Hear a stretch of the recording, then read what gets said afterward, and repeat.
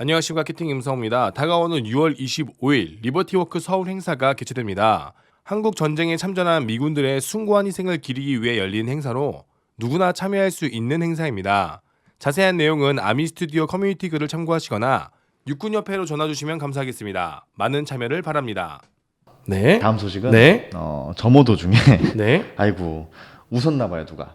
네. 자 근데 웃지 말라고 지시한 네. 부사관 중사에게 뒤에다가 이제 손가락 욕설을 한 거죠. 아, 안 보일 때? 네. 뭐 가운데 손가락인가요? 잠시만요. 대놓고 이렇게 얼굴에 대놓고 이렇게 하지 않았을 거 아니에요? 얼굴에 이렇게 하진 않았고 네, 뒤돌았을 때 뒤돌아서 이렇게 네, 장난기로. 네. 우리 영상 예전에 찍을 때 그 효자손 병장이 기프팅 김상우한테 그렇죠. 그러지 않았나요? 네, 그렇죠. 딱 그런 거였던 것 같아요. 네네네네. 네, 이 분에게 집행유예라는 선고가 내려졌습니다. 아이고, 엄청 크다. 빨간 전과자 줄이죠. 됐네. 전과자 된 거죠. 아이고. 상관 모욕죄로. 아이고. 근데 또 얘기하실 거 있나요? 이게 참 애매하죠. 이게 2021년도에 있었던 자, 이 관점이 일이거든요. 저는 네. 그렇게 생각을 해요. 이 친구가 만약 걸렸다. 그럼 빠르게 죄송합니다. 빠르게 죄송합니다 하고 장난치려고 그랬는데 정말 죄송합니다 하고 물고 빌고 했으면 집행유예뿐만 아니라 그 자리에서 끝날 일입니다. 그렇죠. 아니면 뭐 진술서 쓰고 군기교육대 아니면 휴가 제한 거기로 끝날 일이에요. 근데 거기서 더 나갔겠지. 네. 그러니까 이게 상황이 묘사된 공소장이나 네. 이런 그 판결문에 묘사된 상황은 함께 점호를 받던 병사가 네. 그 중사를 지칭하면서 이제 욕설하는 소리를 듣고 네. 웃었대요, 다 같이. 근데 그 중사가 네. 웃지 말라, 점호 중에 웃지 말라라고 해서 가는데 뒤에다가 이제 이렇게 한 거죠. 최고다. 손가락을. 당신이 최고야. 당신이 이렇게 최고다라고 거예요. 한 거죠. 이걸 이제 본 병사들이 보고를 해가지고 대상간 모욕죄죠. 그래서 상관 모욕죄로 됐고. 이게 대상간 모욕죄 사람들 대상간이 아니구나. 그래서 공용 이게- 모욕죄가 될 거예요. 네, 아마? 그래서 상관 모욕은 군대의 군기를 훼손시켜서 전투력을 약화할 수 있는 중대한 범죄다. 네. 피고인이 초범이고 네. 범행을 반성하고 있고 그리고 모욕의 방법과 공연성 정도 등 여러 조건을 참작해서 집행유예로 한다. 와, 그래도 집행유예요. 그래요. 와, 엄청 세다. 상관 모욕죄 자체가 형량이 굉장히 있거든요. 네, 맞아요. 네, 그래서 우리가 아무리 뭐 군대에서 네. 뭐 수평한 문화가 중요하고 네네네네네. 뭐 평등하다, 뭐 우리는 다 같은 인간이다라고 하지만 네. 군에서 엄밀히 그 시스템상 나눠진 계급이 있고 그 네. 계급을 존중하지 않고 이렇게 욕설을 하거나 이런 거는 법원에서도 엄중하게 처벌한다는 거를 이번 판결을 통해서 알 수 있죠. 근데 집행유예 진짜 세네요. 그렇죠. 벌금형도 아니고. 집행유예는 완전히 이거 전과자잖아요. 전과자잖아요. 네. 와, 근데 이 친구가 분명히 잘못한 것도 맞고 실수한 것도 맞는데 더 큰 실수는 그 자리에서 빨리 사과를 했어야 돼요. 죄송하다. 뭐 이렇게. 그 자리에서 빨리 묻고 빌던가 찾아가서 계속 죄송하다고 했어야 돼요. 근데 이 친구도 약간 기분이 상하니까 갈 때 가보자. 그 사이에 어떤 일이 벌어졌는지 모르겠지만 모르죠. 예. 그 사이에서 만약에 빠르게 사과하고 빠르게 인정했다면 절대 이렇게 안 됩니다. 제가 볼 때는. 그래서 이런 사건이 있었다 이번 주에. 네, 그리고 좀 더 살짝 각도를 좀 바꿔서 또 보면은 저는 이제 불만이 하나 있습니다. 우리 군에. 어떤가요? 점호 있잖아요. 아. 우리 군들이 점호가 신성한 것이다. 물론 신성할 수도 있죠. 근데 점호할 때 이게 문제가 뭐냐면 병사들을 세워놓고 1시간 동안 점호하신 분들이 있어요. 그거는 잘못됐죠. 막 9시 반부터 10시 반까지 한 10시 막 20분까지 풀로 가혹행위죠 그런 거는. 세워놓고 조용히 말하지 마 차렷 자세로 막 점호 기다리고 애들 서서 그러면 어떻게 그 지루하게 서 있습니까? 서 있으면 무릎도 아프고 허리도 아픈데. 근데 뭐 괜찮으니까 평소에 당직사관이나 당직 있는 분들이 평소에 순찰 도시면서 파악을 해야 되는데 꼭 점호할 때 어디 아픈 사람 없냐, 뭐 있냐, 뭐 잘 지냈냐 괜히 말 걸어보고. 아니 평소에 하세요. 근데 요즘도 그런 사례가 많나요? 좀 제보 받은 게 있으신 거예요? 아니면은 아니 그러니까 이제 점호의 시간 조용해. 그러니까 요즘에는 안 그러나요? 모르겠어요. 저 때는 심하게 저는 안 그랬거든요. 저는 점호를 되게 빨리 끝냈어요. 그래서 야 평소에 관리를 하고 어쨌든 평소에 인원 파악, 총기 파악을 해놓고 점호의 목적 자체가 네. 인원의 특이사항, 네. 또 장비의 특이사항, 네. 그리고 중요한 전달사항 전달하는 것이기 때문에 뭐 그 외의 것을 자꾸 막 검열을 넣고 막 이번에는 뭐 총기 검열하겠다. 맞아요. 이번에는 뭐 생활관 검열을 같이 하겠다. 이런 식으로 해서 시간이 엄청 길어지는 경우들이 있잖아요. 뭐 그 정도 할 수야 있지만 진짜 사나이에도 옛날에 보시면 괜히 점호를 괜히 각 잡고 괜히 각 잡고 막 무섭게 하고 막 엎드려 뻗쳐 시키고 막 하잖아요. 네. 그런 그거는 사실 작가들이 시킵니다. 그 일부러 그러는 네, 거죠. 작가들이 그러니까 시켜요. 그런 예능과 이런 것들이 네. 의외로 군에 대한 약간 뭐랄까 안 좋은 그러니까요. 원래 그렇게 안 하는데. 그쵸. 저 진짜 사나이 찍었잖아요 저희 부대. 작가들이 자꾸 시켜요. 시키. 자꾸 뭐 점호 빡세게 하라고. 그래서 우리 부대 점호 통포트 됐잖아. 그게 이제 그 너무 재미없어가지고. 인식적으로 우리 군대가 저런 식으로 흘러가고 있구나 이런 게 또 재학습이 되는 거거든요. 맞아요. 그래서 좀 그런 것들을 아니 물론 외국군도 뭐 롤콜 그러니까 그 점호를 할 때 롤콜이라고 부르는데 점호를 할 때 굉장히 엄격하게 하죠. 네. 정말 엄격하게 하고 근데 얼차려도 있고. 그건 보통 훈련소나 어. 일정 어떤 교육기관에서만 그렇게 하지 평상시엔 그렇게 하진 않잖아요. 사실 이제 해야 될 걸 하는 거죠. 그죠. 인원파, 장비파, 그리고 그렇죠. 특이사항 전파 이런 것들을 명확하게 하는 거죠. 그 외에 이제 기본에 충실하는 거죠 결국에는. 이게 훈련소라면 저는 분명히 이제 간부가 잘못이 없다고 보지만 그냥 일반 야전 부대에서 평상시에도 이렇게 계속 병력들을 세워놓고 네. 점호군기다나 얘기하면서 뭐 시간 끌어서 이거 괴롭히는 이런 문화도 좀 바뀌어야 될 거라고 저는 생각이 듭니다. 요즘은 또 어떤지 모르겠네요. 요즘 네. 제가 점호를 하는 지 6년이 넘어가지고 6년밖에 안 됐어요. 꽤 된 거예요. 점호 간소화라기보다는 점호 할 것만 하자. 기본에 충실한 점호. 기본에 충실하고 네, 우리가 할 때 이렇게 제대로 하면 될것 합시다. 같아요. 네. 아무튼 좀 네. 집행유예는 큰일 났네요. 맞네요. 여러분도 아무튼 이런 일이 발생하면 사람이 실수할 수도 있습니다. 젊은 패기에 약간 뭐 잘못된 의협심으로 간부한테 덤비고 싶고 막 그럴 때 있잖아요. 그러면 빨리 사과하세요. 빨리 하시고 수개 큼 한번 쓰시고 빨리 찾아가서 무릎 꿇고 빌고 사과하면은 인간상 다 봐주지 않습니까? 또 우리가 또 이해해주고 이해해주고 그렇잖아요. 모르겠네요. 무릎 꿇고 빌고 요즘은 또 모르겠네요. 네. 살려달라고 하면 되죠. 아니 또 우리 인과 정이 있잖아요. 근데 그렇게 안 했을 거예요. 그렇게 했으면 부대에서도 굳이 그렇게 일단 뭐 그렇습니다. 네, 제가 네. 감히 추측할 수는 없는 상황이지만 네. 네, 다음은 또 제보 받으신 게 있으시다고요. 제보 받은 게 하나 있습니다. 자- 제가 또 이제 저희가 이제 아미 스튜디오 하면서 간부들의 또 제보 같은 걸 받지 않습니까? 저는 실제로 이제 제보가 온 건데, 네 안녕하십니까? 최근에 이제 자운대에서 있었던 일을 밝히시려고 한다. 핵심이 이제 이제 핵심이 뭐냐면은 이분이 이제 연관장교라고 합니다. 자운대 이제 파견을 갔는데 연관장교도 사실 모포 쓰거나 침낭 쓸 일이 없지 않습니까? 퇴근을 하니까.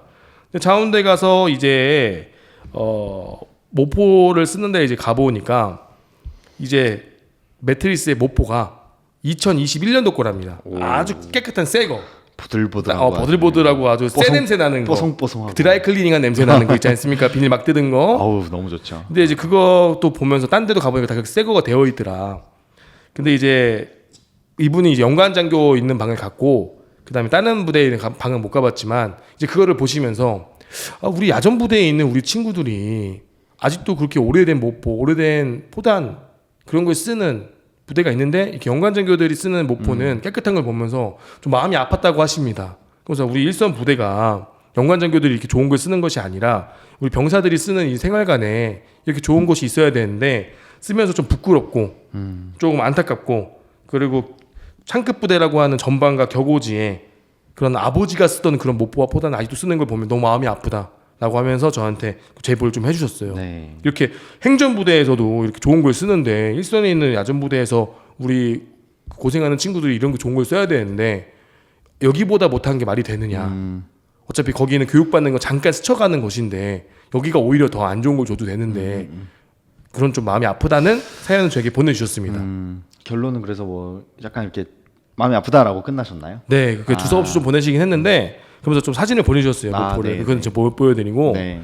이제 제가 최근에 제 영상에 보시면은 전문화사 했던 분 23, 네. 4단에 전문화사 했던 분 그 영상이 있어요. 그분이 말씀하시기도 포단이 90년대 포단, 야. 오래졌다 포단이. 그리고 모포도 90년대 거, 침낭도 뭐 90년대 거. 냄새가 빨아도 안 없어진다. 안 없어지죠. 그 특유의 냄새 있잖아요. 네 맞아요. 그 아시죠 곰팡이 같은 그렇죠. 냄새, 그 지하실 냄새 같은 거, 특유의 특유의 그 냄새가 냄새. 있죠. 그리고 특유의 촉감이 있죠. 오래된 네. 모포는. 네. 그래도 잘 자잖아요. 우리는 참. 잘 자죠. 그냥 네, 머리만 너무 들면 졸리니까. 자죠. 네. 근데 제가 그걸 보면서 저도 지금 그때는 몰랐는데 우리 집에 만약에 90년도에 있는 이불이 있다. 어우. 그럼 사람이 덥습니까? 안 뒀죠. 그거는 개도 안 접히죠. 그거는. 요즘에 애완견들한테도 그렇게 안 줄 거예요. 그러니까. 그거는 이제 막 옛날 집에 아니 밖에서 키우는 개들한테 밑에 깔아주는 그런 이불이에요. 그러니까 이런 게 이제 정책 진짜 그러니까 이게 분명인데 옛날 일이 아니니까 그분이 아니, 올해 진짜. 2월에 전역했어요. 그러면은 아직도 쓰고 있다는 거잖아요. 아니 이런 그러니까 일선 창급 부대, 네. 일선 진짜 훈련하고 뛰는 그 부대들의 모포와 포단이 그 정도 수준인데 무슨 아미 타이거를 이거 또 합창까지 갑니까? 네? 군가 경연대회 또 가는 거요? 거기까지 갑니까? 아니 다시 또 본론으로 돌아갑니까? 이승전 아미 타이거 되는데 이게 무슨 도대체? 그러니까 이게 얼마나 지금 잘못되어 있는지, 기본이 얼마나 안 챙겨져 있는지, 의식주 기본부터 좀 챙기는 군대가 됐으면 좋겠어요. 아마 이거 보내신 분도 네, 그런 의미에서 보내신 것 같아요. 야전에 계시다가 네. 잠깐 교육받으러 갔는데 네. 여기는 완전히 호텔이고 네. 내가 있던 그 지금 있는 야전 부대는 수준이 완전 병사들이 엄청 오래된 것을 쓰고 있고 여기서 아마 어떻게 보면 일종의 현타를 많이 느끼셨을 것 같네요. 맞습니다. 네. 이런 분들이 오죽했으면 네, 이런 맞아요. 얘기로 저희한테 제보를 하실까? 네, 맞아요. 이분 이런 깨어 있는 분들이 또 올라가셔서 높이 올라가셔서 네. 예, 자신 높은 사람들보다 더 아래 사람들도 챙길 수 있는 그런 훌륭한 우리 또 장군님 아이고. 되시길 기원하겠습니다. 참 안타깝습니다. 네, 또 많이 바뀌어야 됩니다. 네. 아직 멀었어요. 또 다음 소식은 안타까움을 넘어서 분노까지 갈 수 있는 네. 사안인 것 같아요. 엄청 지금 대서특필이 되고 있죠. 네. 국방정보본부에 소속되었던 네. 공무원과 네. 거기에서 함께 일했던 군 예비역 간부들이 네. 무려 약 104억 원을 네. 발음 잘 맞나요? 104억 맞아요. 원. 104억 원. 104억 원을 네. 헤쳐먹은 거죠. 이게 뭐죠, 도대체? 어떤 군 내용이죠? 암호 장비가 있는데 네. 그 관련된 사업을 본인이 국방정보본부에 있을 때 기획을 해놓고 나가서 회사를 차려서 그 사업을 그대로 따온 거예요. 그래서 거기에서 이제 돈을 104억 원을 굴려 먹으면서 이게 왜 공개 입찰이 안 됐나? 수의 계약으로 했나? 그거는 제가 확인을 못 했는데 재정된 것이잖아요. 그렇죠. 수의 계약과 공개 입찰 차이가 있는데 이 정도 금액이면은 공개 입찰이거든요. 그러니까. 근데 이제 본인이 설계한 거니까 네. 공개 입찰할 때 어떻게 해야지 점수가 딱 맞는지 그런 거랑 아마 네. 그 설계했으니까 뭐 그런 뭔지 알겠다. 그리고 그걸 위해서 네. 자기가 이제 입찰이 되기 위해서 네. 주요 고문들이나 이제 로비를 한 거죠. 네네. 그런 로비의 내용이 로비를 있습니까? 한 거죠. 그래서 로비를 한 사람들이 네. 무려 40 국방 수사기관에서 네. 46명을 조사해서 28명을 입건을 했고 네. 6명은 지금 국가수사본부 수사 대상까지 올라가 있죠. 아하. 그리고 오늘 보도가 나온 건데 이게 네. 최근에 터졌는데 오늘 보도가 또 나온 거는 여기가 수리 연산 능력도 없는 업체가 네. 암호 장비 묘들을 받아가지고 네. 이거를 제3자에게 제공을 했답니다. 무슨 말이야 도대체? 즉 본인들이 정비를 하고 본인들이 줄 수리를 해야 모르는데. 되는데 모르니까 네. 다른 사람들한테 또 떠넘긴 거예요. 근데 아. 그 사람들이 누군지 중간 마진 받았구나. 그쵸. 근데 암호 장비 이렇게 함부로 맡겨도 되나요? 심지어 군 암호 장비예요. 심지어 국방정보본부고.